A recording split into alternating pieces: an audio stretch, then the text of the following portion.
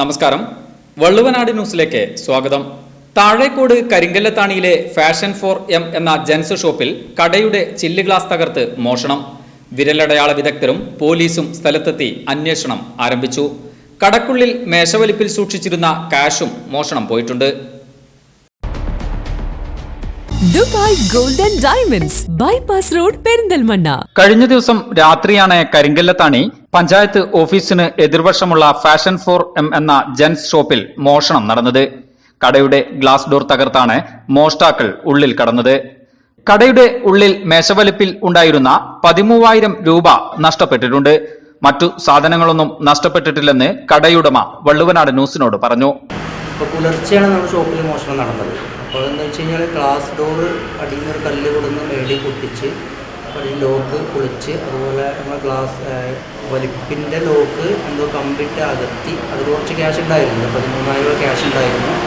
അപ്പോൾ അതെടുത്ത് ആണ് പോയിട്ടുള്ളത്. അപ്പോൾ അതിൻ്റെ രൂപം കറക്റ്റായിട്ട് നമുക്ക് ക്യാമറയിൽ കാണാൻ പറ്റുന്നത്. അപ്പോൾ ക്യാമറയിൽ നമുക്ക് വലിയൊരു മാസ്ക് ഇട്ടിട്ടുണ്ട്, മങ്കി മാസ്ക് ആണ് ഇട്ടിട്ടുള്ളത്. അതുപോലെ തന്നെ മറ്റേ വരുന്ന ക്യാമറയൊക്കെ ആൾ തിരിച്ചു വെക്കുന്നുണ്ട്. ഫസ്റ്റ് നമ്മൾ ഈ വരുന്ന ക്യാമറ അതിലിങ്ങനെ നോക്കുന്നുണ്ട്, ആ ക്യാമറ തിരിക്കുന്നുണ്ട്. അങ്ങനെ എല്ലാ ക്യാമറയും തിരിച്ചു വെച്ചിട്ടാണ് ആൾ തിരിച്ചത്. അതുകൊണ്ട് നമുക്ക് തിരിച്ചിറങ്ങി പോണത് കാണാൻ പറ്റില്ല, ബിൽഡിങ്ങിൽ നിന്ന് ഇറങ്ങി പോണത് കാണാൻ പറ്റില്ല. പിന്നെ അപ്പുറത്തെ ബിൽഡിങ്ങിൽ വസന്തൻ ടെക്സ്റ്റൈൽസ് ആണ്. അപ്പോൾ അതിൻ്റെ ക്യാമറയിൽ പിന്നെ 2ാം പ്രാവശ്യം മാസ്ക് മാത്രം ഇട്ടിട്ട് ആൾ നിൽക്കുന്നൊരു ഫോട്ടോ ഉണ്ട്. അപ്പോൾ അത് നമുക്ക് കാണാൻ പറ്റിയിട്ടുണ്ട്. എൻ്റെ ഒരു ഐഡിയയിൽ നമ്മളായിട്ട് ഷോപ്പായിട്ട് നല്ല ബന്ധമുള്ള ഒരാളാണ്. അതുപോലെ തന്നെ ഈ ബിൽഡിങ്ങുമായിട്ടും ഏരിയകളായിട്ട് നല്ലൊരു ബന്ധമുള്ള ഒരു വ്യക്തിയായിട്ടാണ് നമുക്ക്.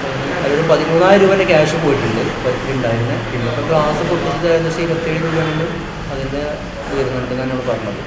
27 രൂപ അത് വരും. അതിനുള്ള ഡ്രസ്സ് കാര്യങ്ങളൊന്നും എടുത്തിട്ടോ ഒന്നും ചെയ്തിട്ടില്ല.